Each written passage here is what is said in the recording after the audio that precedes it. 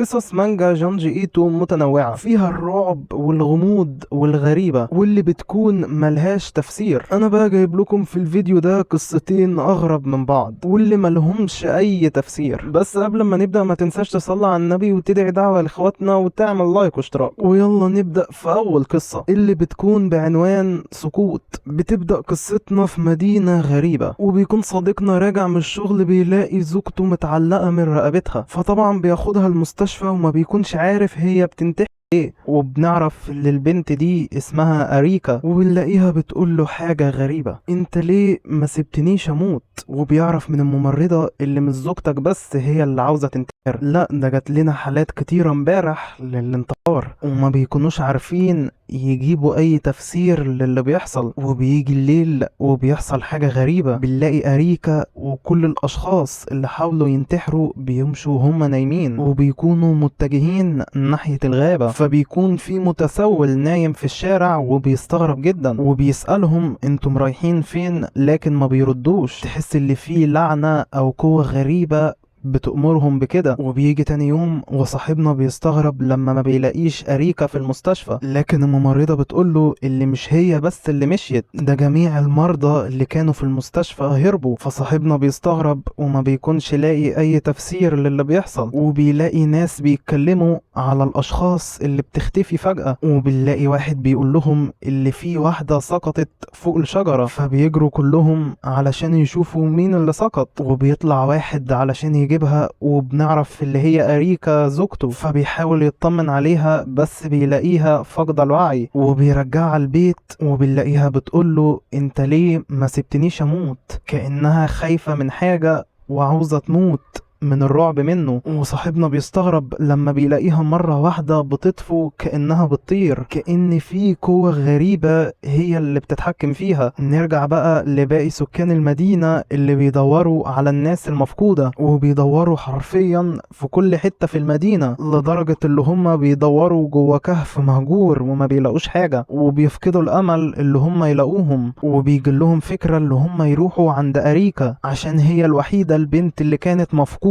ولقوها. وبالفعل بيروحوا وبيلاقوها نايمة، وبيكون صاحبنا رابطها بأحبال علشان ما تطرش. فبنلاقيها مرة واحدة بتفتح عينيها وصاحبنا بيسألها انت كويسة، لكن ما بتردش عليه، وبيفك الأحبال اللي هي مربوطة بيها. وبنلاقيها مرة واحدة بتقوم وبتقول بصوت مرعب انهم يسقطون. فطبعا كلهم بيستغربوا وما بيكونوش عارفين هي بتتكلم عن ايه. فبتقول لهم بصوا على النافذة، فكلهم بيبصوا وهنا بتكون الصدمة، بنلاقي شخص بيترمي من فوق وبيقع. حرفيا كلهم بيتصدموا وبيخافوا جدا، وبيروح علشان يطمن على أريكا لكن بتقوله انت ليه ما سبتنيش اموت، وبتفقد الوعي تاني. فطبعا كلهم بيروحوا علشان يشوفوا الشخص اللي اترمى من فوق، وطبعا بيلاقوه مات، لكن بنلاحظ علامات الخوف والرعب على وشه كأن شاف حاجة فظيعة ومرعبة قبل ما يموت. وبيجي تاني يوم وبنلاقي مرة واحدة أريكا بتزعق وبتقول إن في 3 هيسقطوا، وبتفقد الوعي تاني. وبالفعل بيسقط 3 أشخاص وطبعا بيموتوا وهم على وشوشهم علامات الرعب والخوف. وسكان المدينة بيتوتروا وبيخافوا جدا، وواحدة فيهم بتخاف وبتقول لي يمكن ابني هو اللي عليه الدور. وبيصنعوا شباك وبيحطوها في كل أنحاء المدينة، وده علشان اللي بيسقط من فوق يقع على الشباك وما يموتش. لكن صاحبنا ما بيكونش مقتنع بموضوع الشباك ده، وبيدخل راجل عجوز عليه وبيقول دي فكرة وحشة جدا. وأيوة بالظبط، ده الراجل العجوز المتسول اللي كان نايم وشاف الاشخاص وهم بيمشوا. فبيبدأ يحكي له وبيقول له اللي انا كنت نايم على الرصيف ولقيت اشخاص بيمشوا وهم نايمين، وفضلت امشي وراهم لغاية اما راحوا عند جبل عملاق، لكن لاحظت اللي فيه قوة غريبة بتتحكم فيهم علشان هم كانوا نايمين. ومرة واحدة لقيتهم بيطفوا فوق وبيطيروا وبيتجهوا ناحية القمر. فصاحبنا بيستغرب من الحكاية جدا، فالراجل العجوز بيقول له ما تفتكرنيش مجنون، انا بحكي الحقيقة. لكن صاحبنا بيكون مصدقه، وبيرجع البيت بيلاقي اشخاص عند منزله. فبيستغرب جدا لما بيلاقيهم ماسكين أريكا وعاوزين يرموها، وبيكونوا عاوزين يرموها على علشان أريكا بتقول على مين اللي بيسقط، فبيكونوا فاكرين اللي هي لو ماتت محدش هيسقط تاني. وصاحبنا بيحاول يمنعهم، لكن واحد بيضربه وبيرموها وبنلاقيها بتفتح عينها وبتطير. حرفيا الكل بيستغرب جدا، وبتبص لصاحبنا نظرات فقدان الامل وبتقول له ارجوك ساعدني، كأنها بتطلب منه ان يرحمها من العذاب ده. وبيحاول يمسك ايديها لكن ما بيلحقش وبتطير فوق. وبنلاقيها بتقول ان الجميع هيسقط، وبالفعل بيتصدموا لما بيلاقوا مئات الاشخاص بيسقطون من فوق. حرفيا المدينة كلها بقت مليانة جثث ميتة، وبنعرف اللي صاحبنا بيدور على جثة أريكا لكن ما بيلاقيهاش، وبينتظرها كل يوم وهو باصص من الشباك. وبتخلص القصة الأولى الغريبة اللي بصراحة أنا ما لقيتش ليها تفسير. يعني مثلا ليه سقطوا جميع الناس ما عدا أريكا؟ وكانوا خايفين من إيه؟ وإيه القوة الغريبة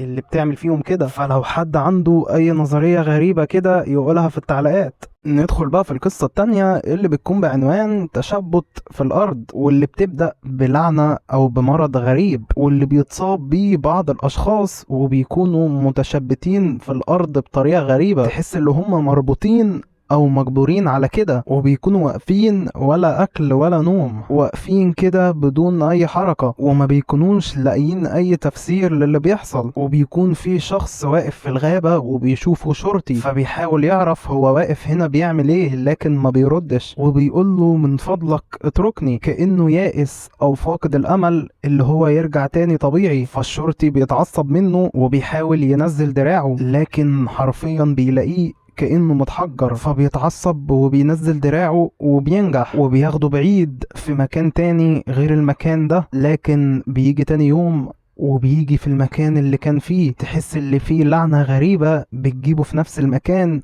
لسبب ما. وبتمر الأيام والحالات بتكتر في البلد كلها، بيكونوا متشبتين في الأرض وما بيتحركوش، والناس بتكون خايفة لدرجة اللي هم فاكرين اللي الحالة دي مرض معدي. ندخل بقى في بطلة القصة اللي بتكون بنت في عمر العشرينات، وبنعرف اللي اسمها سانو، وبتقف قدام راجل متشبت في الأرض وبتقول له اللي أنا شغالة في مركز جديد لسه معمول علشان يعالج الأشخاص المتشبتين في الأرض، وبتحاول تعرف منه اي معلومات، لكن هو بيقول لها سيبيني لوحدي، وبيكون زعلان جدا كأنه فاقد الامل. فبتسيب له طعام وبتمشي، وهي ماشية بتصادف ولد متشبت، وبتكون امه قدامه وبتعيط، وبتقول له اللي انت بقالك ايام ما اكلتش اي حاجة. فسانو بتقول لها اللي انا جاية هنا علشان اساعد. فبتقول لها يعني الاطباء والحكومة ما قدروش يساعدوا وانتي اللي هتساعدي. فبتبدأ تحكي لها وبتقول لها اللي ابني كان عنده كلب وكان بيحبه جدا، لكن الكلب ده مات، ومن ساعتها ابني واقف جنب القبر بتاعه ومش راضي يتحرك. فسانو بدأت تفهم الموضوع شوية، وبتروح المركز اللي شغالة فيه وبتحكي للرئيس بتاعها على اللي حصل. فالرئيس بيبدأ يتوقع وبيقول ان الموضوع ليه علاقة بالزعل، عشان الولد الكلب بتاعه مات ومن ساعتها وهو عند قبره. وبنعرف ان الرئيس معجب بسانو وبيحاول يطلب منها اللي هم يخرجوا ياكلوا مع بعض، لكن هي بترفض علشان بتكون عاوزة تنقل لمنزل جديد، بالرغم اللي هي لسه نقلة لمنزلها، وما بترضاش تقول عن السبب اللي هي بتغير منزلها كل شوية. وبترجع البيت وبتتصدم وبتلاقي حد متشبت عندها في الارض، فبتقرب علشان تشوف مين، فبتلاقيه الرئيس بتاعها، وبتقول له انت ايه اللي جابك هنا؟ ده المكان اللي انا عايشة فيه. وبيقول لها اللي انا لقيت مرة واحدة جيت هنا ومعرفش ازاي، تحس اللي فيه قوة غريبة جابتني غصب عني. فسانو بتتوقع اللي هو كان عايش هنا او عنده اي ذكريات حزينة هي اللي جابته هنا، لكن هو بيقول لها اللي انا ما عنديش ذكريات مع الغرفة، الموضوع معاكي انتي، لكن ما بيرضاش يقول لها عن السبب، وهي ما بتكونش فاهمة حاجة. وبيجي الليل وبتنام وبتحلم اللي في شخص عاوز يقرب منها، وهي بتقول له ابعد عني، وبتعيط كأنها عندها ذكريات مؤلمة مكتومة جواها. فبيقول لها لو عاوزة تحكي لي الموضوع الموضوع وانا اخليه سر معايا، وبتقول له اللي انا ما قلتش الموضوع ده لاي حد، وبتبدأ تحكي وبتقول ان الموضوع ده حصل منذ سنوات، وكنت عايشة في منزل تاني ودخل عليا شخص لابس قناع واعتدى عليا، وبتعيط وبتقول اللي انا مش قادرة انسى الموضوع لغاية دلوقتي، وبتقول من ساعتها وانا بتنقل من منزل لاخر علشان بتكون خايفة لحسن الشخص يكون عارف مكان منزلها. وبتمر الايام والحكومة بتتدخل علشان تشيل الاشخاص اللي متشبتين في الارض، وحرفيا من كتر المدة اللي اتشبتوا فيها على الارض بيكونوا عاملين زي التماثيل الثابتة، لدرجة اللي هم بيحاولوا يشيلوه فدماغه بتتكسر. نرجع بقى لسانه اللي بتروح عند الولد اللي كلبه مات، وبتحاول تقنعه اللي الوقوف هنا مش هيغير حاجة، والكلب مش هيرجع لك، ده بالعكس الكلب هيكون حزين عليك اكتر. وبتحاول ترجعه لوعيه لكن بيزعق فيها وهو بيعيط، وبيقول لها انت مش فاهمة حاجة، وبيقول لها ان الكلب ما بيحبنيش وهو اللي جابرني اقف كده، وبيقول علشان انا اللي قتلته، وبيقول اللي انا كنت بحب كلبي جدا وهو برضو كان بيحبني، لكن في يوم عضني فحاولت اعاقبه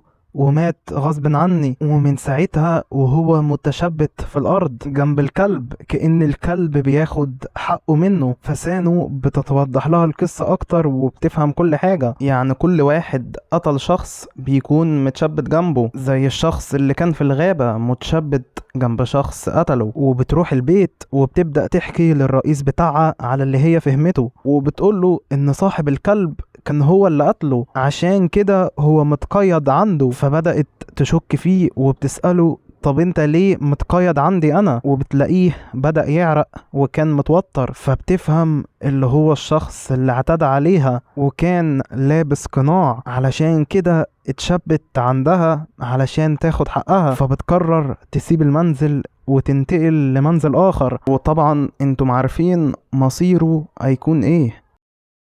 وبتخلص القصة التانية. فما تنساش تقولي انهي قصة عجبتك اكتر علشان انزل قصص متشابهة ليها، وتعمل لايك واشتراك، واهم حاجة تصلي على النبي وتدعي دعوة لاخواتنا.